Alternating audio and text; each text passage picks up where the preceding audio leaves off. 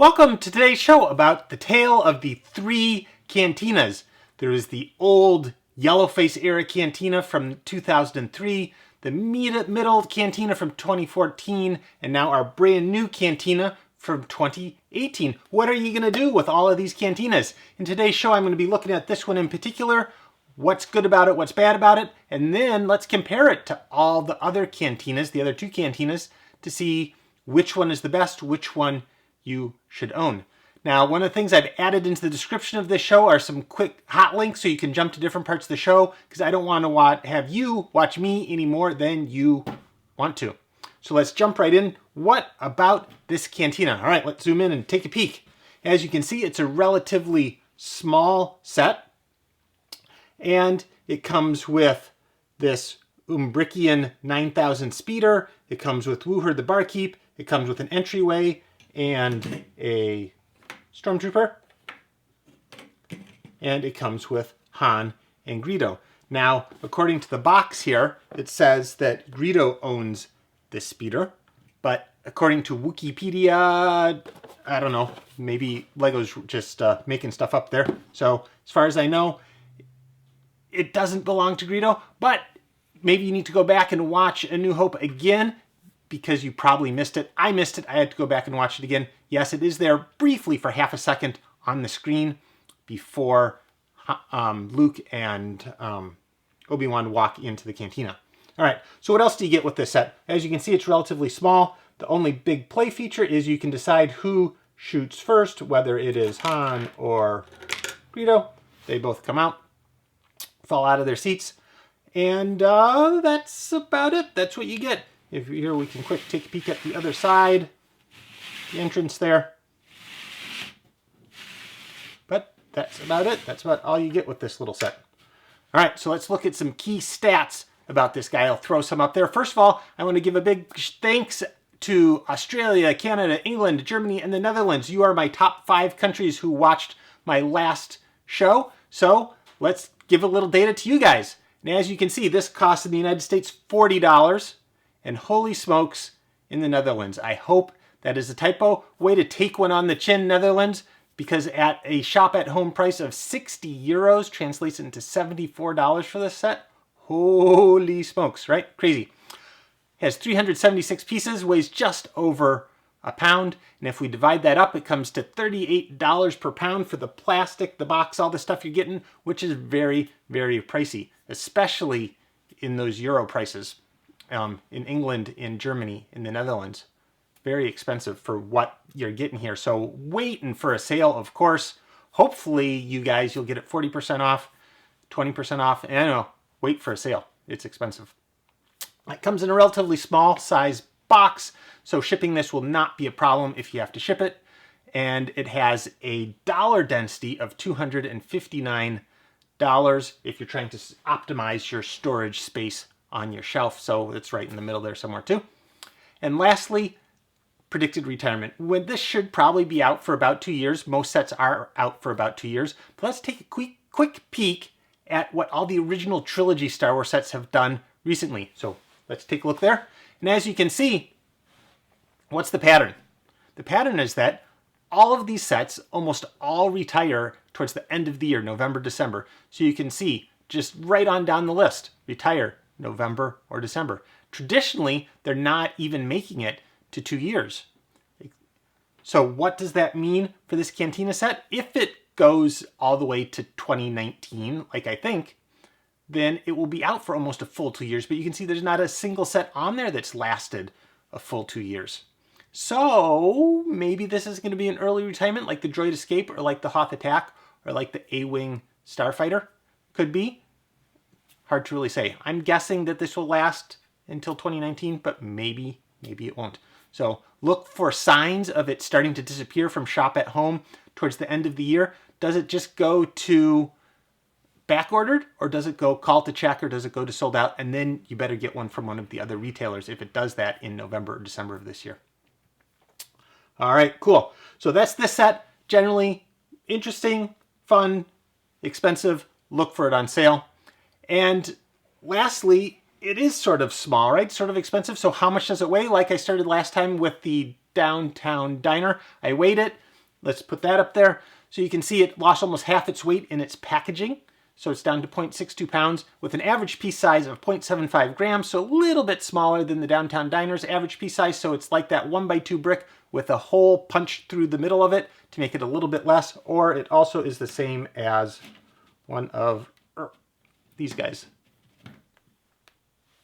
Right? So that's about your average piece size. And like I said, I will continue to update my database with that information to see just how these sets trend. All right, so now let's get into the comparison. Let's compare it to the 2014 Cantina, or let's compare it to the 2003 Cantina. Let's zoom in a little bit closer and take a look. All right, so here you go. Here's the Cantina with the unique minifigure that it comes with. So that's the 2018 Cantina. And how does it compare to the 2014 Cantina? So there is the 2014 Cantina. And you can see 2014 Cantina is much, much larger. And its unique minifigures are these Bith musicians. And of course it still has the bar, but no barkeep. And then what about the original, the 2003 Cantina? Well, as you can see, that one is really, really small. Now it does open, but that's about all it does. So there you go. You have the 2003 Cantina, the 2014 Cantina, and the 2018 Cantina. Obviously, I think the 2014 one looks the best. It's the biggest. It has the cool musicians, so that has a lot going for it. All right, so what other things do all these sets come with? Well, one of the things that they all come with is they all come with a speeder. So there is the 2003 speeder with the yellow face guys. And then the 2014 speeder. And the 2018 comes with this speeder, which of course is sort of not the same, right? So here you get the Luke, the Obi-Wan, and the Obi-Wan. Now, one of the most interesting things I think about these speeders is the choice of the color of this speeder is, I guess, has always been hard for Lego. Does anyone have any idea what color this is? So this here is sand red. So it's not a very common color in brick form. In fact, it was made most famous by what wizard? It is the color of Gilderoy Lockhart's robes, is in that sand red color. Very rare to find in brick form. What about this speeder? This speeder comes in what color? This is considered flesh color. Not exactly whose flesh is that color, but that is considered flesh color. Also very rare in brick form. Most common in like pigs or farm animals will come in flesh color, but not very common in brick form. So that's sort of interesting between the three different speeders here. Which speeder is the best? Well, you know, you get a little bit nicer engines on this guy. I know the stickers aren't on, but there you go. There are your three speeders. Now, what else is common between these sets? Well, they all come with a stormtrooper. So the newest set, of course, comes with this little stormtrooper all by himself. See if he stands up there. There you go. The 2014 Cantina, the sand trooper got this cool dewback. And the 2003 Cantina also had a stormtrooper with a cool dewback. So there you go. You have the three stormtroopers here between the 2003 set, the 2014 set, and the 2018 set. And I guess technically they're sand troopers, right? All right, so there are your stormtroopers. We'll move those guys off to the side. And lastly, actually what really carries this set the most is who? It is because it is the only set that you could get Greedo in. And this is the original Greedo from 2003. A very, I think, probably the finest Greedo that they've done of the three. And let's get the other ones out here. So there's the 2014 and the 2018. And you can see the differences between them. The main difference is that, notice the printing. You have the delicate printing on the eyes and the nose, and he has this cool shoulder arm printing. I know he doesn't have a belt, but still, I think is actually probably the best Greedo of the three. But he didn't even come with a blaster, so you know who Lego thought shot first for them. All right, let's go in the reverse order. So here is the 2003 Han, the 2014 Han, and the 2018 wavy hair romance novel Han. So not a big difference between these two Hans. Again, the standout was always the Greedo as the only set that you could get him in. And he still looks best, I think, in the 2003 set. All right, you've seen everything to see about all the three Cantinas, the tale of the three Cantinas. Which one is your favorite? My favorite is the 2014 Cantina. It's the biggest. It comes with really cool minifigures. It comes with a nice dewback, a nice speeder. But I think it pairs really, really nicely with the newest 2018 Cantina because there isn't much overlap and you get a new character in the barkeep and you get this cool, I guess, extra little prop there. So, and these two pieces can combine. You can combine the bars to make a bigger bar. You can combine the little rooms to make a bigger cantina. So these two pair really, really nicely. So as a collector, what are you going to do with these three cantinas? What are you going to do if you love collecting Star Wars, but you know that remakes are coming? Any Star Wars set from the Yellowhead era is already remade or going to be remade. What are you going to do as a collector? Let's look at a graph of what happened when the 2014 Cantina came out and what did it do to the 2003 Cantina. And as you can see, it just crushed the price of the 2003 because the 2014 one was so much better. So there's your number one risk in Star Wars, collecting or investing, is a remake could be much better than the old one and then your price gets decimated, really. All right, the other thing that can happen is that the new one could be not as good as the one it's replacing. And in that case, maybe that can enhance the one that you've held on.